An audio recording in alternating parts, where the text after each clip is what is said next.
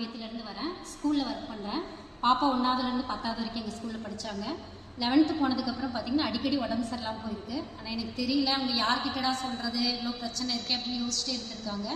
ஆனால் எனக்கு ஃபோன் பண்ணணும்னு அவங்களுக்கு தோணலை. போன வருஷம் திருவிழாவுக்கு முன்னாடி நவநாளுக்கு பூசைக்கு வரக்காக பஸ் ஸ்டாப்பில் நின்றுருக்கேன். நான் எப்போ என் பையன் கூட வண்டியில் வந்துடுவேன். அன்றைக்கி நான் பஸ்ஸுக்காக நின்றுருக்கேன். எதுக்கு இதை சொல்கிறேன்னா, கடவுள் நம்மளுக்கு அற்புதம் நடக்கணும்னா எந்த வழியிலையாவது கண்டிப்பாக நடத்தி கொடுப்பாரு. நான் நவநாள் பூசைக்கு வரக்காக பஸ் ஸ்டாண்டில் நிற்கிறேன். இந்த அக்காவும் பாப்பாவும் ஆட்டோவில் போகிறாங்க.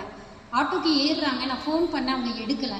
அதுக்கப்புறம் இவங்க பண்ணாங்க, நான் எடுக்கலை. அப்புறம் பூசை முடிச்சு போகும்போது கேட்டாக்கா, என்ன ஆட்டோவில் போகிறீங்க, லேட்டாக போகிறீங்க போது, பாப்பாவுக்கு இந்த மாதிரி அடிக்கடி உடம்பு சரியில்லை, என்னன்னு கேட்கும்போது பிளேட்லெஸ் கம்மியாக இருக்குன்னு சொல்கிறாங்க. சிந்து, என்னன்னு தெரியல எனக்கு அப்படின்னு சொன்னாங்க. ஒன்றும் இருக்காதுங்கக்கா, கவலைப்படாதீங்க அப்படின்னு சொல்லிட்டேன். தேர் திருவிழாவுக்கு நான் கிளம்பிட்டு இருக்கேன். அப்போ இந்த அக்கா ஃபோன் பண்ணுறாங்க. என்னங்கக்கா அப்படின்னு கேட்கும்போது, பாப்பாவுக்கு ரத்தத்தில் கேன்சர்னு சொல்லிட்டாங்க சிந்து அப்படின்னாங்க.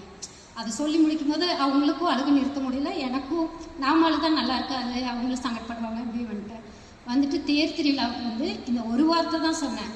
முடியாதவற்றை முடித்து காட்டுபவர், இயலாதவற்றை இயற்றுகின்ற புனிதர் நீங்கள் நான் கேள்விப்பட்டிருக்கேன்.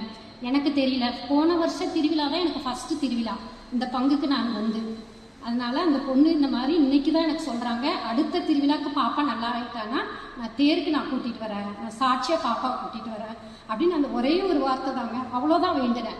நான் அழுகலை, ரொம்பலாம் ப்ரேயர் பண்ணல, ஆனால் டெய்லியும் ப்ரேயர் பண்ணுவேன். அதேமாதிரி நம்மக்கிட்ட யாராவது எனக்கு உடம்பு சரியில்லைனாங்களோ, வீட்டில் ஏதாவது பிரச்சனைன்னு சொன்னாங்களோ, டெய்லி அவங்களுக்காக ப்ரேயர் பண்ணுங்க. நீ நம்பினால் இறைவனின் மாட்சியை காண்பாய் அப்படின்னு யோவான் 20:11 சொல்லியிருக்காங்க. அந்த வசனத்துக்கு சாட்சி நாங்கள் தான். இயேசுக்கே புகழ், இயேசுக்கே நன்றி. பாப்பா பேர் நித்யா. இங்கே அசோகபுரம் கவர்மெண்ட் ஸ்கூலில் தான் 11th படித்தாங்க. ஆனால் இப்போ டிஸ்கண்டினியூ பண்ணிட்டாங்க, ஏன்னா அவங்களால இது பண்ண முடியலன்னு சொல்லி இப்போ நல்லா இருக்காங்க. மாதத்துக்கு ஒருக்கா ட்ரீட்மெண்ட்டுக்கு மட்டும் போகிறாங்க. 2 வருஷம் டேப்லெட்ஸ் சாப்பிட சொல்லியிருக்காங்க.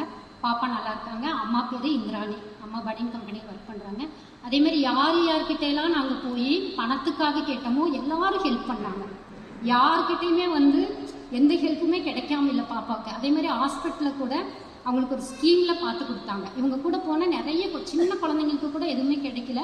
ஆனால் பாப்பாவுக்கு நிறைய ஹெல்ப், எங்கே போனாலும் ஹெல்ப் கிடைச்சிது. பாப்பா நல்லா இருக்கா. இயேசுக்கே புகழ், இயேசுக்கே நன்றி.